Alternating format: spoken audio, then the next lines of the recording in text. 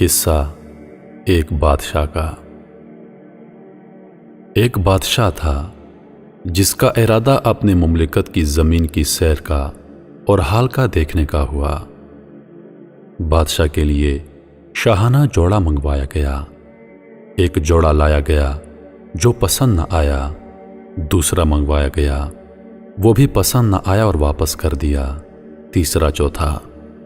غرض بار بار کے بعد نہایت پسندیدہ جوڑا پہن کر سواری منگوائی گئی۔ ایک عمدہ گھوڑا لایا گیا، وہ پسند نہ آیا، اس کو واپس کر کے دوسرا، تیسرا، چوتھا منگوایا گیا۔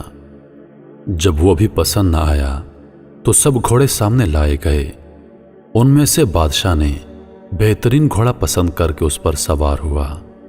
شیطان مردود نے اس وقت اور بھی نخوت ناک میں پھونک دی۔ بادشاہ نہایت تکبر سے گھوڑے پر سوار ہوا۔ حشم و خدم، فوج، پیادے سب ساتھ چلے، مگر بڑائی اور تکبر سے بادشاہ ان کی طرف دیکھنا بھی گوارا نہ کرتا۔ راستے میں چلتے چلتے ایک فقیر پرانے کپڑوں میں ملا۔ اس نے بادشاہ کو سلام کیا۔ بادشاہ نے تکبر سے اس کے سلام کا جواب ہی نہ دیا۔ اس فقیر نے بادشاہ کے گھوڑے کی لگام پکڑ لی۔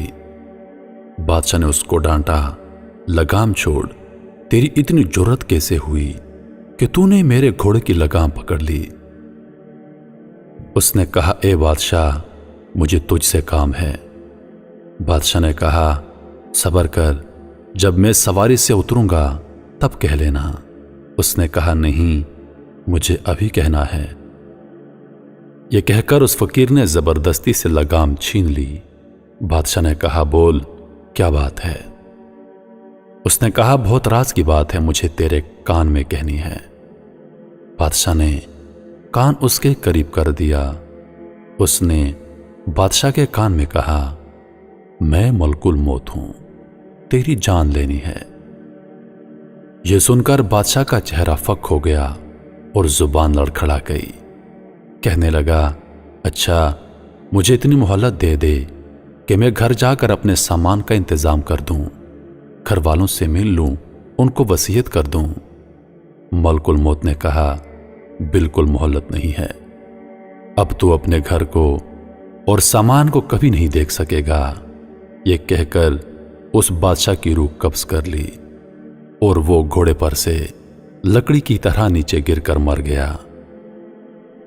اس کے بعد وہ فرشتہ ملک الموت ایک نیک مسلمان کے پاس گیا۔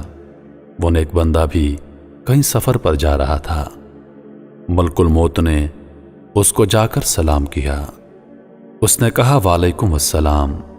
ملک الموت نے کہا، مجھے تیرے کان میں ایک بات کہنی ہے۔ اس نے کہا، جی بالکل کہیے۔ ملک الموت نے اس کے کان میں کہا، میں ملک الموت ہوں، آپ کی روح قبض کرنے آیا ہوں۔ اس آدمی نے کہا، بہت اچھا کیا آئے ہو، بڑا مبارک ہے ایسے شخص کا آنا جس کا فراق بہت طویل ہو گیا تھا۔ مجھ سے تو جتنے آدمی دور ہیں ان میں کسی سے بھی ملاقات کا اتنا اشتیاق نہ تھا جتنا آپ کی ملاقات کا تھا۔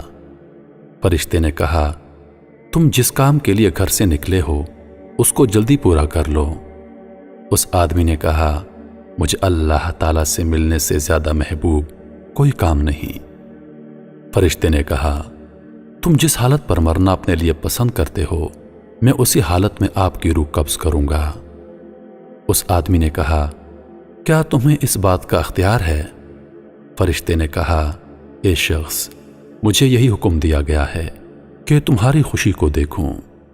اس آدمی نے کہا، اچھا، تو مجھے وضو کر کے نماز پڑھنے دو، اور جب میں سجدے میں جاؤں تو میری روح قبض کر لینا۔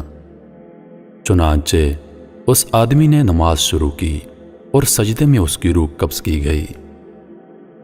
میرے محترم عزیز دوستو، کہتے ہیں کہ جب کسی گناہگار، کسی ظالم، کسی بدبخت کی روح قبض کی جاتی ہے تو ایسے کی جاتی ہے کہ جیسے کسی کانٹے دار پودے پر ریشم کا کپڑا ڈالا جائے اور اس کو کھینچا جائے تو وہ تار تار ہو جاتا ہے، اور جب کسی نیک انسان کی روح قبض کی جاتی ہے تو ایسے کی جاتی ہے کہ مکھن میں اگر کوئی بال ہو اور اس بال کو نرمی کے ساتھ نکالا جائے۔